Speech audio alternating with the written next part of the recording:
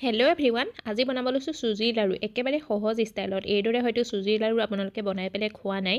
যদি খাইছে তেতিয়াহ'লেতো ইয়াৰ সোৱাদটো জানেই, আৰু যদি নাই খোৱা এবাৰ বনাই চাবচোন। বহুত বেলেগ ধৰণৰ এটা ৰেচিপি হয় আৰু খাবলৈ বিৰাটেই সোৱাদ লগা হয়।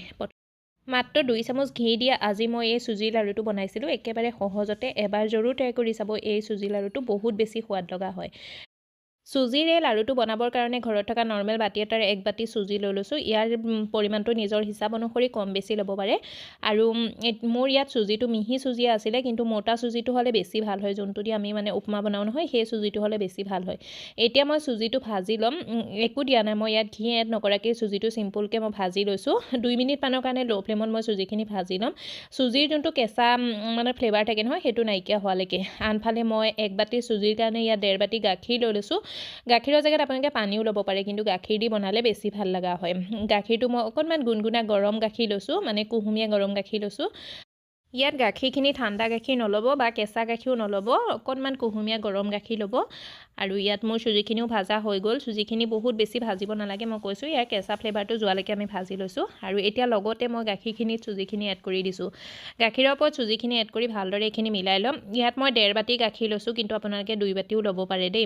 2 বাতি ল'লেও মানে বেয়া নহয়। যদি মানে চুজিটো আপোনালোকৰ মোটা চুজি হয় নহয়, ডাঙৰ চুজিটো হয়, তেতিয়াহ'লে 2 বাতি গাখীৰ লৈ ল'ব। মানে 1 বাতি চুজিৰ কাৰণে 2 বাতি গাখীৰ। কিন্তু মোৰ চুজিটো যিহেতু মিহি আছিলে, সেইকাৰণে মই 1.5 বাতিকৈ লৈছোঁ। আৰু চুজি এড কৰি পেলাই মই ভালদৰে এইখিনি মিলাই ল'ম। আৰু ঢাকি পেলাই চুজিখিনি 5 মিনিটমানৰ কাৰণে ৰেষ্ট কৰিবলৈ দিম। চুজি হয় যিহেতু অকণমান ফুলিব। আৰু যেতিয়ালৈকে চুজিয়ে ৰেষ্ট কৰে, ইয়াৰ কাৰণে মই নাৰিকল লৈ লৈছোঁ। 4 চামুচমান নাৰিকল লৈ লৈছোঁ। নাৰিকলটো মই প্ৰথমতে মিহি মিহিকৈ কাটি মিক্সাৰত পিচি লৈছোঁ। ইয়াত মই বহুত বেছি মিহিন কৰি দিয়া নাই, অকণমান গোটা গুটি হৈ আছে। মুখত মানে অকণ গোটা গুটিকৈ আহিলে ভাল লাগে, কিন্তু আপোনালোকে ডেচিকেটেড কোকোনাটটোও ল'ব পাৰে, বা একেবাৰে মিহিকৈ নাৰিকলটো পিচিও ল'ব পাৰে, বা ৰুকা নাৰিকলো ল'ব পাৰে। আৰু লগতে ইয়াত মই 7-8টামান বাদাম দুফাল কৰি পেলাই এড কৰি দিছোঁ, আৰু এইখিনিও মই ভাজি ল'ম। বা নাৰিকলৰ কালাৰটো অকণমান সলনি হোৱালৈকে ভাজিছোঁ মই, কিন্তু আপোনালোকে একদম বগা নাৰিকলটো ৰাখি দিব পাৰে। আৰু এতিয়া মই নাৰিকল আৰু বাদামখিনি উলিয়াই ছাইড কৰি থৈ দিম। এইখিনি মোৰ ভাজা হৈ গ'ল। ল' ফ্লেমতে নাৰিকল আৰু বাদামখিনি ভাজি ল'লোঁ, বা নাৰিকলৰ কালাৰটো অকণমান সলনি হোৱালৈকে ভাজি লৈছিলোঁ মই।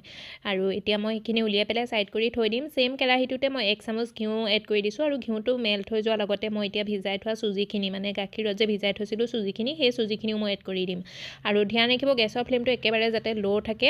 ল' ফ্লেমত এতিয়া মই চুজিখিনি ভাজি ল'ম অকণমান সময়ৰ কাৰণে। মানে চুজি বহুত জলদিয়ে শুকান হৈ যায়। মানে ইয়াত আমাক চুজিখিনি ভাজিবলৈ 3 পৰা 4 মিনিটমান সময় লাগিছিলে। আৰু চুজিখিনি যেতিয়া ভাজে নহয়, একেৰাহে লৰাই থাকিব। একেৰাহে লৰাই পেলাই মই চুজিটো 5 মিনিটমানৰ কাৰণে ভাজিছিলোঁ। মানে মই সময়টো চোৱা নাছিলোঁ, কিন্তু সিমান দেৰিয়ে লাগে, মানে 5 মিনিটমানৰ ভিতৰত হৈ যায়। আৰু যেতিয়ালৈকে চুজিটো একদম ধুনীয়াকৈ শুকান হৈ নাযায় নহয়, আগৰ দৰে মানে চুজিটো যেনেকুৱা চুজি হয় নহয়, ঠিক তেনেধৰণৰ হৈ নাযায়, তেতিয়ালৈকে আমি এইখিনি ভাজি থাকিব লাগিব। আৰু ল' ফ্লেমত মই একেৰাহে লৰাই পেলাই ভাজি আছিলোঁ। প্ৰথমতে 2 মিনিটমান চুজিখিনি ভাজিবলৈ অকণমান টান লাগে, কিয়নো মানে পূৰা ডাঠ হৈ থাকে যে, আৰু যিমানে মানে চুজিখিনি ভাজা হৈ যাব নহয়, সিমানে কোমল হৈ যাব। আৰু এতিয়া মই 1 চামুচ ঘিউ আৰু এড কৰি দিছোঁ। মানে 2 মিনিটমান চুজিখিনি ভাজাৰ পিছত 1 চামুচ ঘিউ আৰু এড কৰি দিছোঁ। ঘি এড কৰি পেলাই মই ভালদৰে এইখিনি মিলাই ল'ম। আৰু ল' ফ্লেমতে চুজিখিনি একেৰাহে লৰাই আছিলোঁ, যেতিয়ালৈকে চুজিখিনি একদম পূৰা মানে কোমল হৈ যোৱা নাই, আৰু চুজিৰ দৰে হৈ যোৱা নাই, মানে একদম পূৰা শুকান চুজিৰ দৰে। আপোনালোকে ভিডিঅ' দেখি হয়তো গম পাই গৈছে, এইদৰে হৈ যাব চুজিখিনি। যেতিয়া এনেকুৱা হৈ যাব শুকান, তেতিয়া আমি এইখিনি উলিয়াই পেলাই থৈ দিম এখন প্লেটত, আৰু একদম ধুনীয়াকৈ ঠাণ্ডা কৰি ল'ম। আৰু চুজিখিনি ঠাণ্ডা হয় মানে মই ইয়াৰ কাৰণে মানে আজিতো চাচনি নোহোৱাকৈ আমি চুজিৰ লাড়ুটো বনাম। চেনিখিনিও পিচি লওঁ। মই ইয়াত 1 বাতি চুজিৰ কাৰণে আধা বাতি চেনি লৈ লৈছোঁ। আধা বাতি চেনি একদম জোখত হয়। যদি আপোনালোকে মিঠা অকণমান বেছিকৈ ভাল পায়, তেতিয়াহ'লে অকণমান বেছিকৈ দিব পাৰে। লগতে 4টা ইলাচি এড কৰি দিছোঁ। আৰু এতিয়া মই চেনিখিনি ধুনীয়াকৈ পিচি ল'ম। আৰু ইয়াত যোনখিনি নাৰিকল আৰু বাদাম মই ভাজি থৈছোঁ নহয়, সেইখিনিও এড কৰি দিম। আৰু চুজিখিনি একদম ভালদৰে ঠাণ্ডা হৈ যোৱাৰ পিছত মই চেনিখিনিও এড কৰি দিম পিচি থোৱা।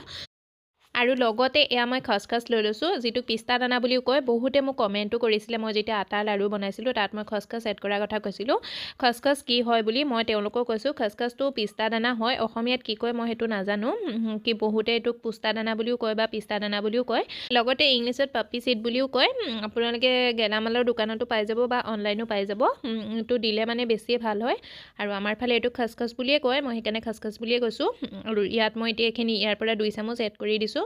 কিন্তু আপোনালোকে স্কিপো কৰিব পাৰে যদি নাথাকে চুজি লাড়ুটো দিয়াটো ইমান জৰুৰী নহয় কিন্তু ঠাণ্ডা দিনত মানে এইটো খোৱাটো বহুত বেছি ভাল আমাৰ শৰীৰৰ কাৰণে ইয়াৰ বেনিফিটছটো আপোনালোকে গুগলত চাব পাৰে আৰু ইয়াত মোৰ প্লেটখন সৰু হৈ যোৱাৰ কাৰণে মই বেলেগ এখন প্লেটলৈ ট্ৰান্সফাৰ কৰি ল'লোঁ আৰু এতিয়া মই এইখিনি একদম ধুনীয়াকৈ মিলাই ল'ম আৰু ইয়াত মোৰ চুজিখিনি ধুনীয়াকৈ বাইণ্ডিং আহি গৈছে ইয়াত কোনো ধৰণৰ মই চাচনি নিদিয়াকৈ চুজিখিনি একদম ফুলা ফুলা আৰু খিলা খিলা ধুনীয়াকৈ চুজি লাড়ুৰ কাৰণে ৰেডি হৈ গৈছে এতিয়া আমি লাড়ুকেইটা বনাই ল'ম লাড়ু নিজৰ হিচাপ অনুসৰি সৰু ডাঙৰকৈ বনাই ল'ব পাৰে মই মিডিয়াম চাইজৰ যেনেকৈ চুজি লাড়ু বনাই নহয় ঠিক তেনেধৰণে বনাই লৈছোঁ একেবাৰে সহজতে লাড়ুটো বনাব পাৰে আৰু খাবলৈ খুবেই সোৱাদ লগা হয় ৰেচিপিটো যদি আপোনালোকক ভাল লাগিছে পেজটো ফ'ল' কৰি দিব লাইক কৰি দিব আৰু এটা ধুনীয়া কমেণ্ট কৰিবলৈ নাপাহৰিব লগতে শ্বেয়াৰো কৰি দিব পৰিয়াল বন্ধুবৰ্গলৈ এইবাৰ মাঘ বিহুত চুজি লাড়ু বনাম বুলি যদি ভাবি আছে নহয় তেতিয়াহ'লে এই চুজি লাড়ুটো বনাই পেলাই খাবচোন এবাৰ বনালে নহয় বাৰে বাৰে বনাবলৈ মন যাব বহুত বেছি সোৱাদ লগা হয় আৰু ঘৰৰ সকলোৱে ভাল পাব এবাৰ জৰুৰ ট্ৰাই কৰি যাব আৰু এই চুজি লাড়ুটো চাওকচোন মই ভাঙি দেখাই দিছোঁ ভিতৰৰ পৰাও কিমান ধুনীয়া কোমল হৈছে নহয় খাবলৈও খুবেই সোৱাদ লগা হৈছিলে এবাৰ জৰুৰ ট্ৰাই কৰি চাব ৰেচিপিটো